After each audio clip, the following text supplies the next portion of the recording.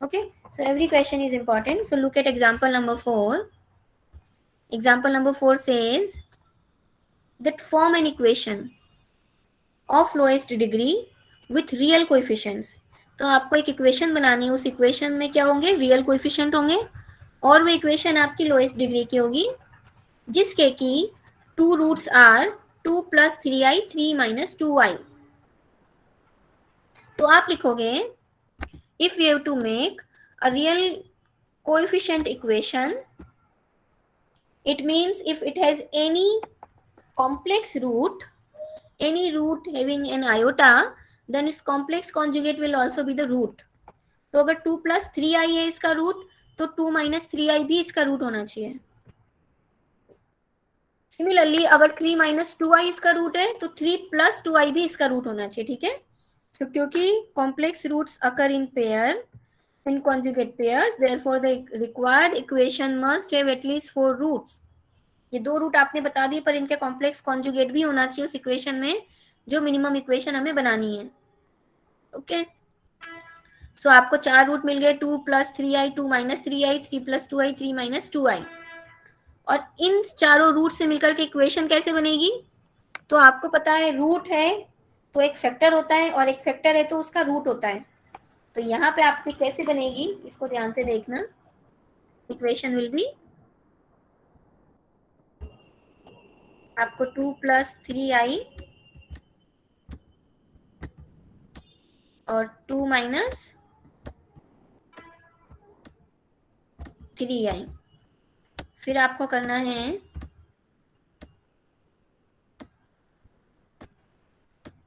3 - 2i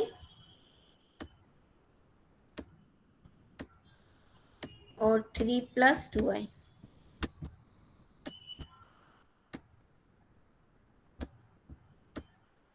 ठीक है. सो अगर ये रूट है तो इसके करस्पॉन्डिंग एक फैक्टर होगा आपकी इक्वेशन में, पॉलिनोमियल में. कौन सा फैक्टर होगा, x - दिस रूट. तो आपको भी बताया ना स्टेटमेंट एक, if h is a root then x - h will be a factor. So if this 2 + 3i is a root, x - 2 + 3i will be a factor. So x - 2 + 3i will be one factor. Second factor will be x - 2 - 3i. So x - 2 - 3i. Third factor is x - 3 + 2i.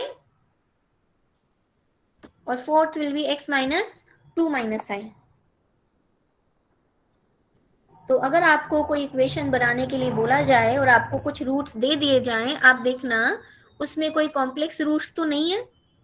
अगर complex roots हैं और real coefficient की बात हो रही है, तो फिर उनको पेयर में डालना है. अब इसको मल्टीप्लाई करो, मल्टीप्लाई करके सिंप्लीफाई करो. सो x - 2 - 3i और x - 2 + 3i. जब इस ब्रैकेट को ओपन करोगे ना, तो क्या मिलेगा, x - 2 इसको एक फैक्टर समझ लो, और -3i, और दूसरे में करोगे तो +3i. Okay. So a - b और a + b वाला फॉर्म हो गया, जहां पर कि ये आपका a हो गया और ये आपका b हो गया. सो a - b और a + b. क्या मिला इससे,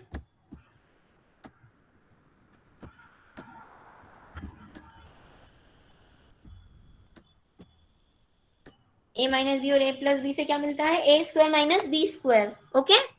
सो यहाँ पे क्या मिलेगा आपको, x - 2² - 3i². सो -3i² मतलब -9, और i² इज -1, तो प्लस का 9. तो ये बन गया x - 2 का होल स्क्वायर प्लस 9. क्लियर हुआ कैसे आई पहली term. Yes. If anybody has any doubt, you can ask me then and there itself. Okay. तो अब आपका ये जो पहला आया, इस तरीके से आप बाकी दो को लोगे, उठाओगे. सो x - 3 को एक साथ कर लो, और -2i और +2i. तो x - 3 का स्क्वायर और -2i, मतलब 2i². 2i² is 4, i² is -1, and minus minus plus, so you get a +4. Okay. अब इनको और मल्टीप्लाई करके लिख दो. सो x माइनस टू स्क्वायर, और अब पूरा पूरा ब्रैकेट चाहे ओपन करो, चाहे जिस तरीके से मल्टीप्लाई कर सकते हो, चाहे ऐसे भी रखना चाहो. Since this two are in multiplication, the total degree will be how much?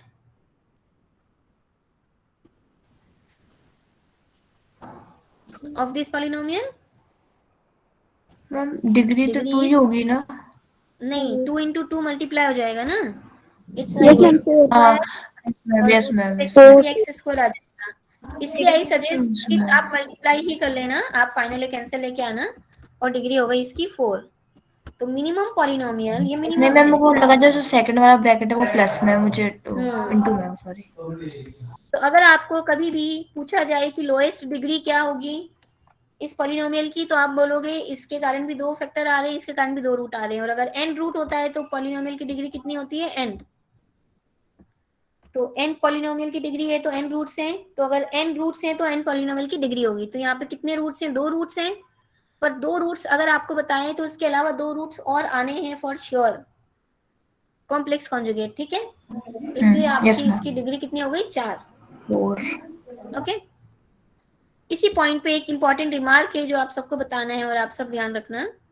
कभी कभार, बहुत रेयर केस में, पर इस तरह से घुमाया जाता है आपको कि आपको बोला गया है in in an equation with complex coefficient, मतलब ये सब आपको बोला नहीं है, आपको बोला है कि x प्लस आई, और दूसरा आपको बोला x प्लस 3i.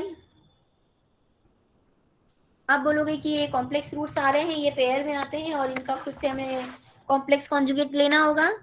बट ये कब होता है? जबकि कोएफिशिएंट जो है वो रियल कोएफिशिएंट हो. अगर कोएफिशिएंट में ही आयोटा आ रहा है तो क्या प्रॉब्लम है? तो अगर कोएफिशिएंट में ही आयोटा आ रहा है तब वो आयोटा अलाउड है, और तब वो सिंगल रूट भी अलाउड है, क्योंकि ये all together become a very different field. Okay. But यहाँ पर जैसे लिखा हुआ है, इस एक लाइन को लिख लो अपने पास भी, that equation with complex coefficient, the complex roots may not occur in pair. जैसे equation with the rational roots, irrational roots. अब रियल नंबर में क्या है? रियल नंबर में इज जस्ट अ नंबर, तो आ भी सकता है, पेयरिंग की जरूरत नहीं है. तो जैसे इस एग्जांपल में x square minus 7xi minus 12, इसमें आपके रूट्स बन गए 3i और माइनस 4i.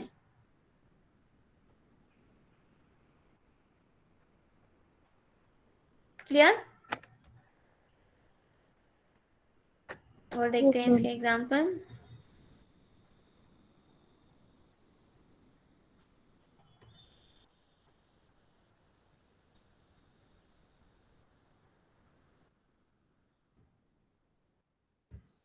तो रेशनल में और इरेशनल में भी अगर आपको 2 प्लस आई और 2 माइनस √2 दे दिया हो आपको, तो 2 प्लस आई जो है उसके लिए भी पेयरिंग होगी, और जो 2 प्लस √3 है उसके लिए भी पेयरिंग होगी, अगर आपके कोएफिशिएंट जो है वो रेशनल रिक्वायर्ड है.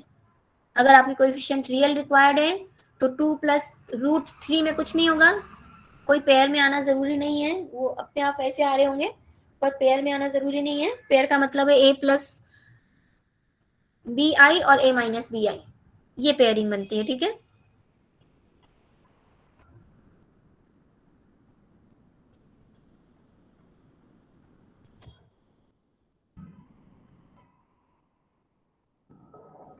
Ma'am yes. और अगर मैम कॉम्प्लेक्स कोफिशिएंट्स और रियल रूट्स हो तो कुछ नहीं होगा, तो कुछ नहीं होगा. देखो तो ओके. क्यों नहीं होगा? क्योंकि अगर कॉम्प्लेक्स इक्वेशन में ही कॉम्प्लेक्स नंबर्स आ गए हैं तब कोई पेयर की जरूरत नहीं है, क्योंकि सब कुछ यहाँ आइडेंटिफाइड है. बट अगर आपके रियल नंबर्स दिए हुए हैं कोएफिशिएंट और उसमें कॉम्प्लेक्स रूट आ रहा है तो फिर वो पेयर में आएंगे. इसी तरह से अगर इरेशनल रूट्स हैं, इरेशनल रूट्स हैं और वो अगर कॉम्प्लेक्स नहीं, कुछ रेशनल में जा रहा है, रेशनल कोएफिशिएंट है अगर आपके, और आपके इरेशनल रूट्स आ रहे हैं तो वो भी पेयर में आएंगे. जैसे 2 plus, yes, 2 plus √3 and 3 plus √2 form an equation of lowest degree with rational coefficient. तो आपको यहाँ पे ये देखना है कि लिखा हुआ है क्या है. रेशनल कोएफिशिएंट लिखा है, और रूट्स जो दिए हुए हैं वो क्या दिए हुए हैं? वो इरेशनल दिए हुए हैं. तो यहाँ पर भी आपकी सेम चीज चलेगी कि अगर 2 प्लस रूट 3 है तो 2 माइनस रूट 3 भी होगा। क्यों ऐसा मैंने कहा? क्योंकि वो a माइनस बी और a प्लस बी करने पे ना ए बी पार्ट चला जाएगा, इट विल बिकम स्क्वायर, और स्क्वायर करने पर rational will not be rational. Ma'am irrational coefficient हो तो? तब कुछ नहीं होगा, तब कोई पेयरिंग नहीं होगी। तो इरेशनल कोएफिशिएंट नहीं बोलते हैं, हम क्या बोलते हैं? रियल। रियल में क्योंकि इरेशनल आ जाते हैं ना, तो अगर रियल कोएफिशिएंट होते और उसमें आपका 2 प्लस रूट 3 आपने ही देखा होगा, कभी आया हुआ होगा, वो पेयर में नहीं आएगा। बट अगर रेशनल कोएफिशिएंट हो गए तो पेयर में आना जरूरी है। और क्वेश्चन ऐसे ही घुमा के पूछते हैं, रेशनल कोएफिशिएंट लिखा और ये क्वेश्चन भी आया हुआ एग्जाम में, 2 प्लस रूट 3 और 3 प्लस रूट 2, तो आप बोलोगे since the coefficient of the equation is given to be rational, therefore the irrational roots will occur in pair. So आपके रूट्स हो जाएंगे 2 माइनस रूट 3 और 3 माइनस रूट 2, दोनों हो जाएंगे। तो नीचे देखो इसमें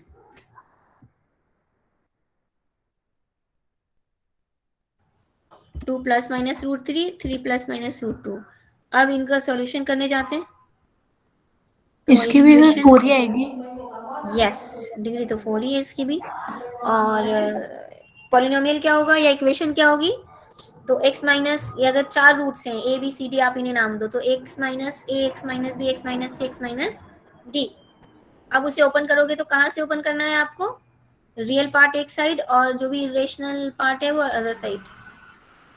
तो रियल पार्ट कितना हो गया इसका? x minus 2। x माइनस 2 और माइनस रूट 3। सो x माइनस 2 माइनस रूट 3 और x minus 2 plus root 3। So now it becomes that a minus b और a plus b वाला form, a minus b a plus b में क्या हुआ? a square minus b square, b square करते ही root 3 चला गया, irrational part चला गया। सेम लास्ट टू में भी होगा, तो लास्ट टू में x माइनस 3 स्क्वायर और माइनस रूट 2 और प्लस रूट 2, तो दिस विल बिकम प्लस 2। बस यहीं पे छोड़ दो या फिर इसका और मल्टीप्लाई करके बता दो, ठीक है। अब है आपकी remainder theorem.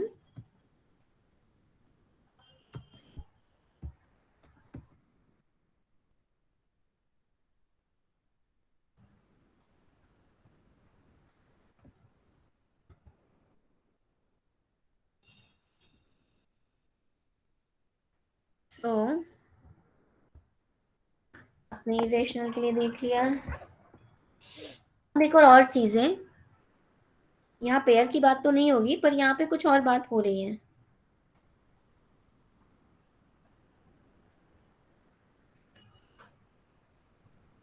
It says that rational root है आपके, रेशनल मतलब p बाई क्यू फॉर्म के रूट आ रहे हैं किसके लिए?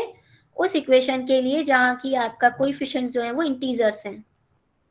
सो इंटीजर्स आपके कोएफिशिएंट हैं और आपके जो रूट्स हैं ना वो रूट्स आ रहे हैं रेशनल, मतलब 2/3, 3/5, 5/7, कुछ भी हो सकता है रूट, पर वो फ्रैक्शन में आ रहा है, ठीक है। अगर ऐसा हो रहा है then if the rational number p by q a fraction in its lowest form so that p and q are integer prime to each other is a root of that equation। इसका meaning क्या हुआ?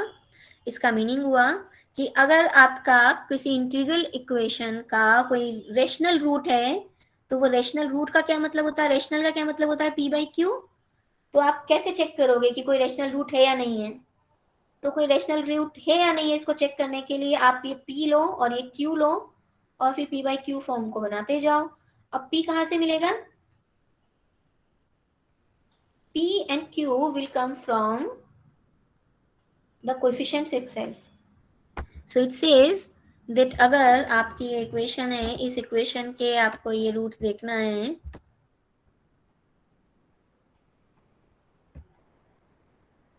ये जो roots हैं ये coefficient को देखो आप। तो जो p बाई क्यू है आपका, p बाई क्यू में p is divisor of a n and q is divisor of a naught. तो constant term upon the first term, okay.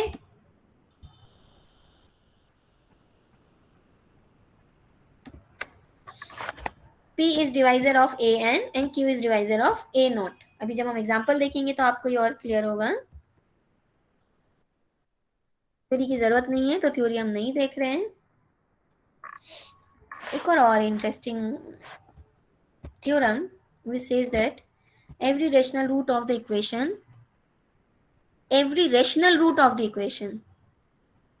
where each ai is integer must be an integer.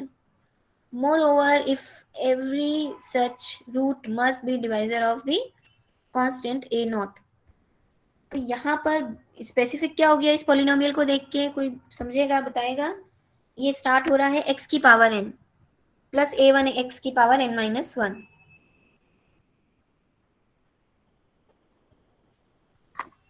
सो ये जो आ रहा है ना यहाँ पे x N का coefficient क्या है, हाईएस्ट डिग्री क्या है एन, हाईएस्ट डिग्री है एन, पर उसका कोएफिशिएंट जो है हाईएस्ट डिग्री का वो 1 आ रहा है.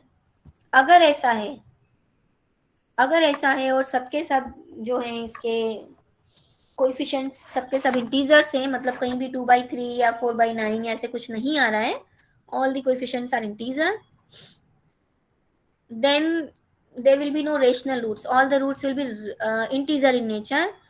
First, second is what? Second is ki they remain grounded.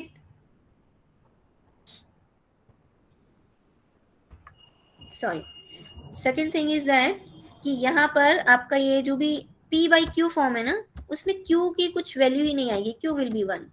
क्यों होगा ऐसा? क्योंकि इसके ऊपर आपने थ्योरम पढ़ रखी है अभी कि अगर रेशनल रूट होंगे तो रेशनल रूट में जो p है this will be divisor of a n, constant term का डिवाइजर, और q जो है q will be the divisor of the first term, highest degree का कोएफिशिएंट. तो हाईएस्ट डिग्री का कोएफिशिएंट से q डिवाइड करता है ए नॉट को. अब अगर मैंने कहा ए नॉट ही 1 है तो q कितना होगा, q विल बी 1. q के पास क्या ऑप्शन है, ओनली टू बी 1, क्योंकि ए नॉट ही 1 है. 1 तो सिर्फ 1 से डिवाइड होता है, राइट? इसलिए आपका नेक्स्ट आ रहा है. तो नेक्स्ट के लिए आपको वैसे भी याद रखने की जरूरत नहीं है, इसको याद रखोगे दिस इज गुड इनफ. अब देखते हैं इसका यूज कहाँ होता है, और इसके यूज के साथ साथ हम देखते हैं सिंथेटिक डिवीजन कैसे अप्लाई हो रहा है. Okay, so take a pause and then we'll again continue.